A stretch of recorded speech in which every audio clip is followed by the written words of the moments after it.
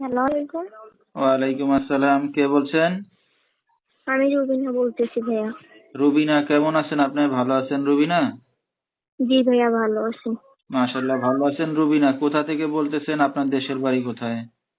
আমার দেশের বাড়ি চান্দিনা। আচ্ছা, কোথায় থাকেন এখন আপনি বর্তমানে? চান্দিনাতে থাকি। আচ্ছা, দেশের মধ্যে এসেই আছেন। কে কে আছে আপনার ফ্যামিলিতে রুবিনা?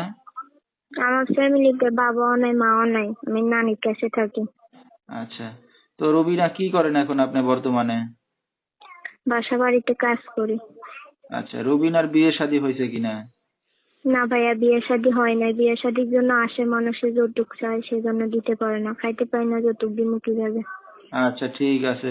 তো দর্শক শুনতে থাকুন আজকে রুবিনার জীবনের গল্পগুলা। ফুল ভিডিওটি ধৈর্য সহকারে দেখলে মোবাইল নাম্বার পেয়ে যাবেন, সরাসরি যোগাযোগ করতে পারবেন রুবিনার সাথে।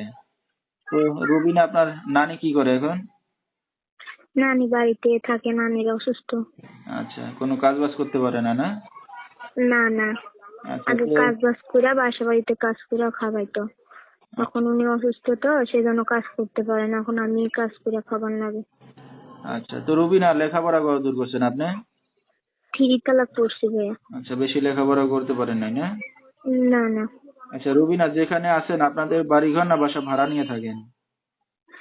আমি যে এখানে আসছি, এখানে নানির বাড়ি আছে। আচ্ছা, তাহলে তো আর ঘর ভাড়া দেওয়া লাগে না, না? না না, কোন রকম ভিটা বাড়ি আছে আর কি। আচ্ছা, তো আপনার আর কোনো ভাই বোন আছে না বাবা মার ঘরে আপনি একাই? না, আমি একাই। ঠিক আছে। তো আপনার তো বিয়ে শাদী হয় নাই বললেন, যৌতুক টাকা পয়সা দরকার, এই কারণে বিয়ে শাদী হচ্ছে না। তো এখন এই যে মিডিয়ার সামনে আসছেন কি উদ্দেশ্য করে? আসছি একটা ভালো মনের মানুষের জন্য, যে কিনা আমার পাশে থাকবে, আমার দায়িত্ব নিবে, আমার হেল্প সহযোগিতা করবে, এমন একজন মানুষের জন্য আসছি, আচ্ছা, যে এমন একটা, সবসময় আমার পাশে থাকবে। তো পাশে থেকে ভালোবেসে কেউ যদি দায়িত্ব নিয়ে আপনাকে চায়, রাজি হবেন? হুম, হ্যাঁ হ্যাঁ, অবশ্যই রাজি হবো।